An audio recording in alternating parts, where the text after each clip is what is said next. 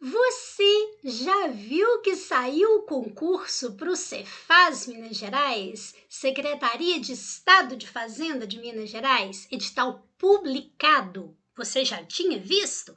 Pois é, olha lá, Banca Organizadora, Fundação Getúlio Vargas, 431 vagas para nível superior. A remuneração de 5.700 e um pouquinho, mas com gratificação, isso chega a 25 mil. Nada mal, não é verdade? Bem, a inscrição vai até dia 5 de outubro e a data provável da prova, 8 de janeiro de 2023. Muito prazer, eu sou a professora Zezé Barino, trabalho com a matéria mais bonita do mundo, o português, e tenho aí 39 anos de experiência em concursos públicos que eu ofereço a você agora para a gente fazer essa análise do edital, conhecer um pouco dessa banca, inclusive fazendo questões com você. Vamos lá? Então veja só. Conversando um pouco a respeito desse programa de língua portuguesa. O que a gente vai perceber neste caso? Veja que diz aqui, interpretação de texto e compreensão de texto. Você sabe qual é a diferença? Você sabia que, de acordo com o enunciado, é possível você saber que é uma questão de compreensão ou de interpretação? Você sabia que questões de compreensão, a resposta ela vem no texto, mas interpretação é necessário você fazer uma leitura, ou como diz aqui, né, uma decodificação dos tipos de mensagem que aparece ali, se aquilo está pressuposto, se aquilo está subentendido. Você sabe que nós temos aqui a questão da linguagem e da lógica. Será que aquela maneira como foi reescrita a frase, nós tivemos uma manutenção de coesão e de coerência, por exemplo? Isso é sempre muito cobrado pela banca FGV. As estruturas linguísticas no processo de construção de mensagens adequadas. Então, o que você está procurando fazer ali? Você está procurando passar uma informação ou você está procurando convencer? Então, tudo isso deve ser observado para que a gente entenda essas estruturas linguísticas que são usadas na construção das mensagens adequadas ao nosso propósito. A pragmática da linguagem, o significado contextual. Toda vez que a gente fala em semântica, por exemplo, que é o estudo do sentido, nós temos que observar o sentido dentro, observe, de um contexto. O que é contexto? É a situação na qual se insere. Então, isso daí é necessário observar. Às vezes, uma palavra tem um sentido, mas dentro do contexto tem outro. Nós tivemos uma questão uma vez que falava a respeito da palavra franca e perguntava se franca poderia ser substituído por grátis. Pode, mas só que lá na prova dizia que a questão de tal a tal tem que ser respondida de acordo com o texto abaixo. E lá no texto dizia que aquela mulher era admirada porque tinha atitude franca. Não é atitude grátis, é atitude sincera. Notou? Então, por isso que a gente tem que voltar ao texto para fazer a análise. Aqui aparece, inclusive, quando se fala da questão da semântica, a questão de antônimos e sinônimos. Ai, Zezé, isso é fácil, eu estudo isso, estudei isso desde que eu era criança. Então tá, então vamos começar te perguntando, o que é sinônimo? Aí você diz para mim, é a palavra que tem o mesmo sentido. Os sentidos são semelhantes. Afinal de contas, se eu te pedir um sinônimo para lindo, você vai falar muito bonito? muito bonito até pode ter um sentido, sim, de lindo, mas se você falar bonito, é semelhante apenas. O muito bonito poderia ser considerado, então, uma paráfrase, que é quando diz a mesma coisa. Agora, quando o sentido é semelhante, aqui é o sinônimo. Se eu te perguntar o que é antônimo e você falar para mim que são palavras que têm sentidos diferentes, eu vou dizer para você, por exemplo, que caneta é antônimo de papel. E não é, né? Mas são diferentes. Ah, tá. Antônimos são palavras que têm sentidos opostos. Então, tudo isso a gente tem que entender, tirar algumas coisas que a gente vem carregando, né, durante a vida aí a respeito de português e que são inverdades. Olha que aparecem aqui homônimos e parônimos. Sabe aquela história do ratificar, retificar, infringir, infligir, tá? Isso tudo é cobrado aqui dentro. Inclusive essa questão dos heterônimos, que a gente também trabalha. Veja que aparece aqui os modos de organização discursiva. Olha lá, a descrição, a narração, a exposição informativa ou a exposição argumentativa? Será que você está expondo com o objetivo de informar ou de convencer? Por isso você argumenta. E qual a diferença de uma descrição para uma narração? E quando vem perguntando para a gente a respeito de qual é a tipologia textual predominante. Lá dentro você tem narração, você tem descrição, você tem informação, você tem argumentação. Qual é a predominante? Sabia que você tem que avaliar qual é o principal objetivo comunicativo do texto? Sabe o que é isso? Quando a pessoa sentou ali e escreveu aquele texto, qual era o propósito dela? Tá? Então, a partir da análise desse propósito, você responde isso. Veja que aqui diz a organização de frase nas situações comunicativas. Então, aqui dentro entra muito aspecto importante. Será que aquilo é uma opinião do autor? Será que aquilo foi algo subjetivo ou aquilo foi uma constatação, portanto, algo objetivo? Então, será que nós temos ali algo próprio de uma linguagem popular, de uma norma popular? Ou será que aquilo está mais voltado à norma culta? E o registro utilizado ali, será que é formal ou informal? Tudo isso aí a gente tem que observar. Marcas de oralidade dentro de um texto, você sabe reconhecer? Veja, linguagem lógica e linguagem figurada. Então, aqui dentro entra a questão da denotação e da conotação, ou seja, de um sentido literal ou um sentido figurado. Você sabe reconhecer isso? Aparece aqui a questão dos níveis de linguagem, que eu já comecei a falar com você aqui em cima, questão dos discursos, se é um discurso direto, indireto ou indireto livre, e também as funções da linguagem, né? Então aparece aqui dentro aquelas questões de funções. Quando fala de funções, são termos específicos no nosso estudo, tá? Então uma função emotiva, né? Uma função fática, então tudo isso nós precisamos conhecer. Bem, o que você observa aqui? Você observa, neste caso, que nós temos que compreender exatamente que o conteúdo é muito grande.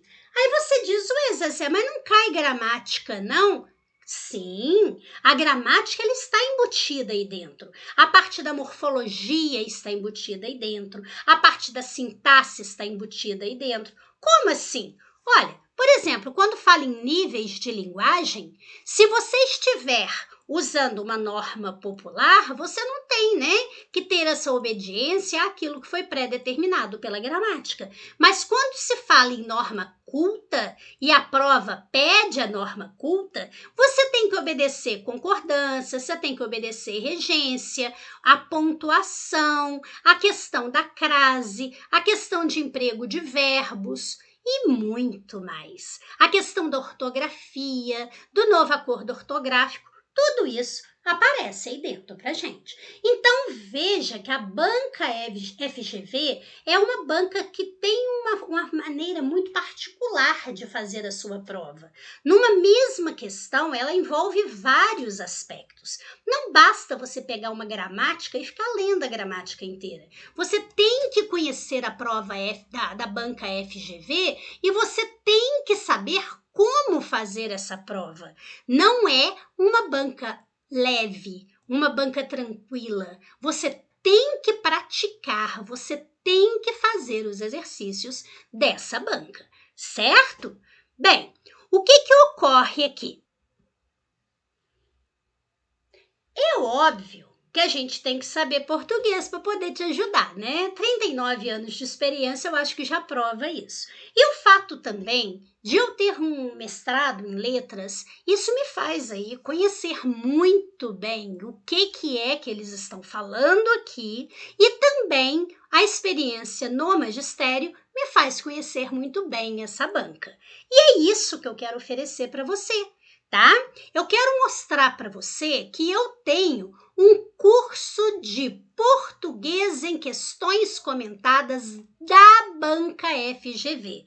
Eu selecionei 100 questões de português da banca, que é a banca que vai preparar o seu concurso, e eu faço todas as 100 questões, comentando uma por uma, letra por letra, explicando o que você tem que observar, o que fez aquilo estar errado, explico o conteúdo necessário ali dentro. Ou seja, você estuda a teoria e já estuda isso praticando nas questões da FGV, e você vai conhecendo a banca para não cair nas pegadinhas, certo?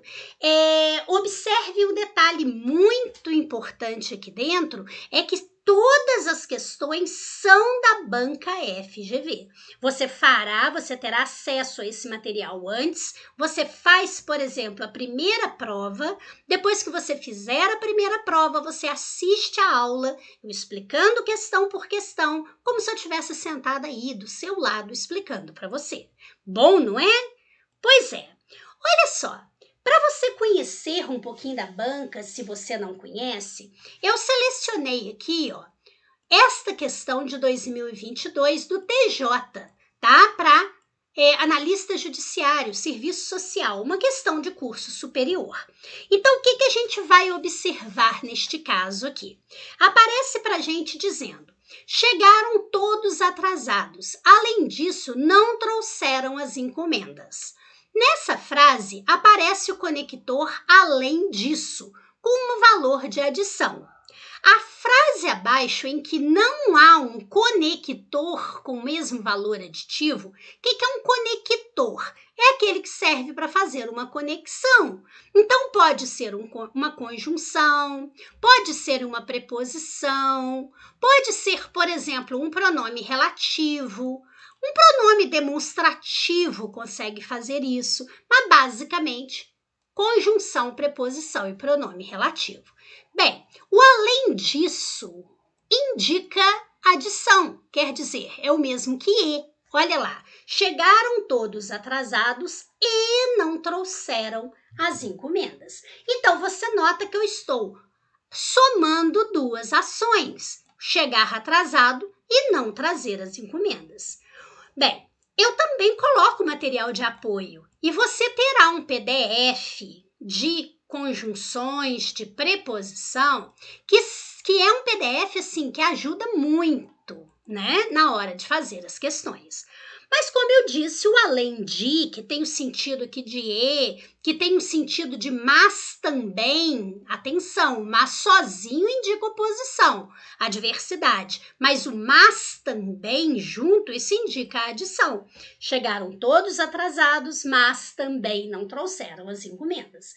Bem, o que está pedindo aqui? Está pedindo a frase abaixo em que não há um conector com o mesmo valor aditivo. Então, vamos ver.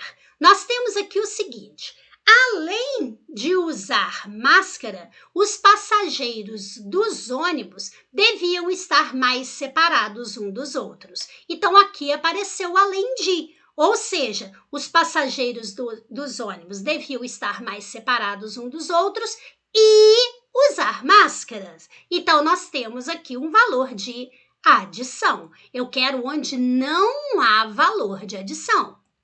Aí, logo em seguida, aparece na letra B o seguinte: ainda por cima, as pessoas parecem considerar que a pandemia já acabou. Então, quando diz esse ainda por cima, é porque algo foi mencionado, né? Por exemplo, as pessoas não querem usar máscaras e ainda por cima as pessoas parecem considerar que a pandemia já acabou. Então, esse ainda por cima quer dizer e parece que as pessoas Percebeu? Olhem, por exemplo, na letra E, que diz assim: não só a pandemia não terminou, como também novas cepas são esperadas. Quer dizer, não só não terminou e novas cepas são esperadas. Então, eu tenho a ideia de adição. Veja, não é só o E que indica adição. Viu que eu já te mostrei o além de, o ainda por cima, o como também, o mas também. Isso aí a gente normalmente não encontra lá na gramática para poder ler, né? Agora, na letra D, já disse assim: nem a máscara nem o álcool protegem integralmente contra a Covid. Então, nem uma coisa nem a outra. Quer dizer, a máscara e o álcool não protegem integralmente. Aí você vai falar, mas nem parece que está negando. Sim, é não máscara e não álcool. Tá? Então, neste caso, eu estou somando as duas. Por isso, eu poderia dizer: a máscara e o álcool não protegem, ou nem a máscara nem o álcool. Então, nós temos sim essa ideia de adição. Por que a resposta é letra C? Está lá: corria o risco de contrair a doença e mesmo assim não se importava.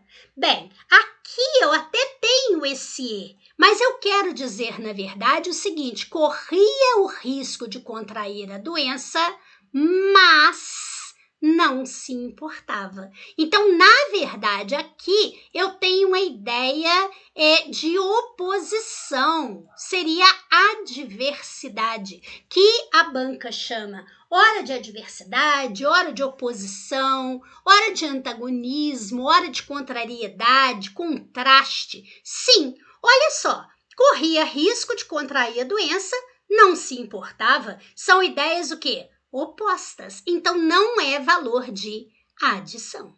Viu? É assim que a gente aprende a estudar para a banca FGV. Veja esta questão aqui, também de 2022, desta prova para serviço social. Então, nós temos aqui dizendo o seguinte: os regimes que reprimem a liberdade da palavra por se incomodarem com a liberdade que ela difunde, fazem como as crianças que fecham os olhos para não serem vistas. Então, olha lá, os regimes que reprimem a liberdade da palavra por se incomodarem com a liberdade que ela difunde, fazem como as crianças que fecham os olhos para serem vistas, para não serem vistas. Você já viu quando a criança vai brincar de esconder e ela faz assim, ó, e ela acha que ela se escondeu, tá? Então é isso que está dizendo. Sobre esse pensamento, é correto afirmar. Então veja a letra A. A letra A diz assim: o segmento que reprimem a liberdade da palavra explica o termo anterior. Então, veja só, isso daqui se inicia por um que. Esse que pode ser trocado por os quais. Eu posso dizer aqui, né, os regimes, os quais reprimem a liberdade da palavra. Toda vez que eu posso trocar o que por o qual, a qual, os quais, as quais, ele é um pronome relativo. Se ele é um pronome relativo, e ele o é, quer dizer, ele é pronome relativo, porque ele substitui o termo anterior, eu quero dizer que os regimes reprimem a liberdade. Toda vez que isso acontece, isso me dá oração subordinada adjetiva.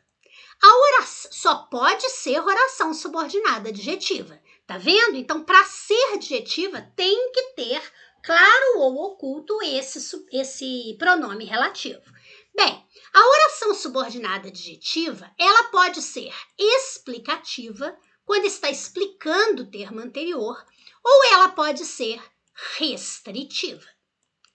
Por exemplo, se eu falo assim: as empresas mineiras que não pagaram impostos serão multadas. Observe, se eu colocar vírgula antes desse pronome relativo, isso é uma explicação. Eu quero dizer que todas as empresas mineiras são inadimplentes, por isso todas serão multadas. Mas se eu não colocar a vírgula antes do pronome relativo, isso é uma restrição. Eu estou dizendo que as empresas mineiras que não pagaram impostos, ou seja, eu estou neste caso aqui dizendo que apenas aquelas que não pagaram impostos serão multadas. Notou? E veja que não há vírgula antes desse pronome relativo. Ou seja, não são todos os regimes que reprimem a liberdade de palavra, mas está se falando daqueles que reprimem, só aqueles que reprimem. Por isso não tem essa vírgula. Então isso daí é restrição e não uma explicação. Então está errada. Você viu? Você precisa do conhecimento gramatical. E onde estava escrito isso lá no programa? Notou? Na letra B. A letra B diz assim: o termo da palavra marca o paciente de liberdade.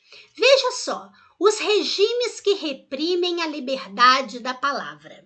Veja que da palavra se refere à liberdade, que é um nome. Então, isso aqui ou é um adjunto adnominal ou é um complemento nominal.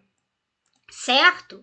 O que acontece nesse caso? Se isso daí completar, ele é sim o paciente, ele é o alvo da liberdade. Agora, se isso daí aparecer como um agente ou um elemento de posse, tá? Isso será adjunta de nominal, isso não será o alvo, isso não será o paciente, tá? Da ação.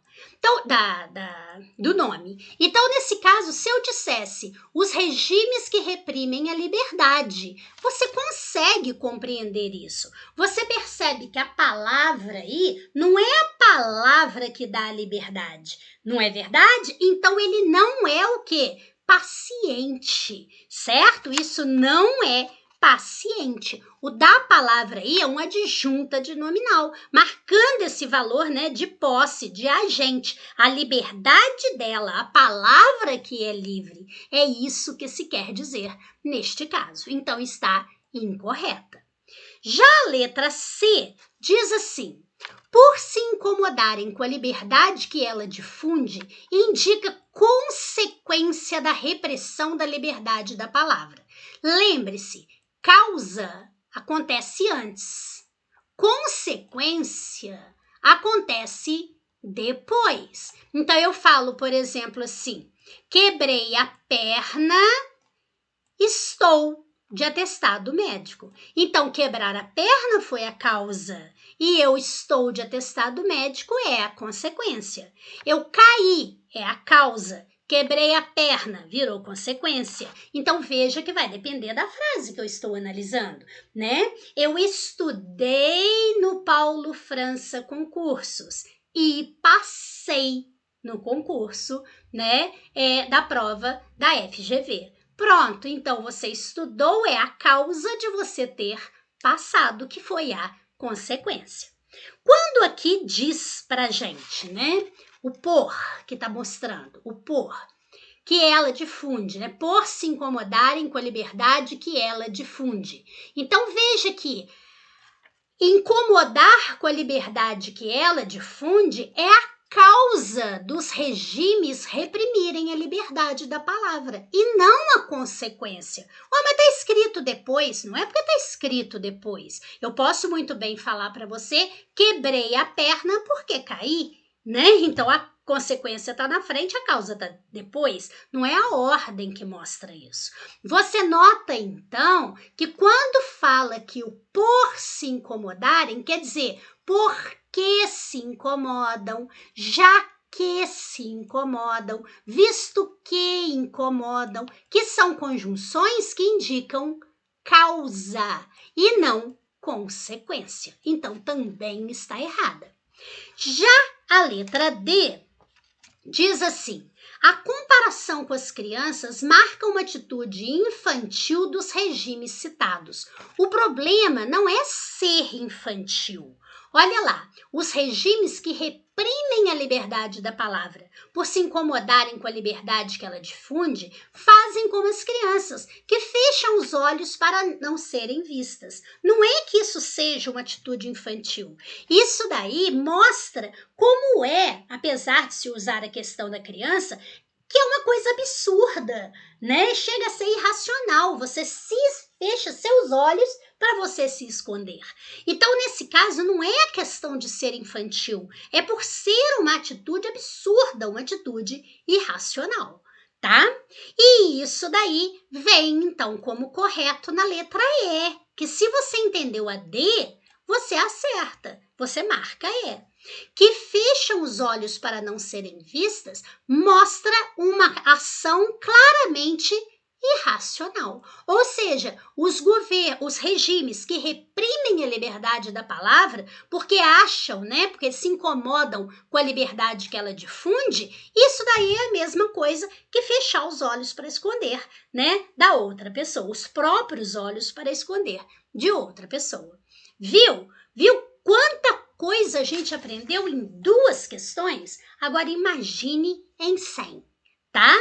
Pois bem, se você aí se interessou pelo meu curso de português em questões comentadas especificamente da banca FGV, você não terá questões de outra banca, apenas da FGV. Você entre lá no site do Paulo França Concursos e olhe o nosso produto. Ou, se você preferir, entre no WhatsApp, bate um papo com a Malu ou com a Thaís, tá? E converse com elas. Você vai ficar impressionado como você pode fazer um curso muito bom por um precinho muito acessível, tá bom? Eu aguardo você e eu vou mostrar que estudar português para a banca FGV pode ser simples assim. Muito obrigada, fique com Deus, paz e luz para você.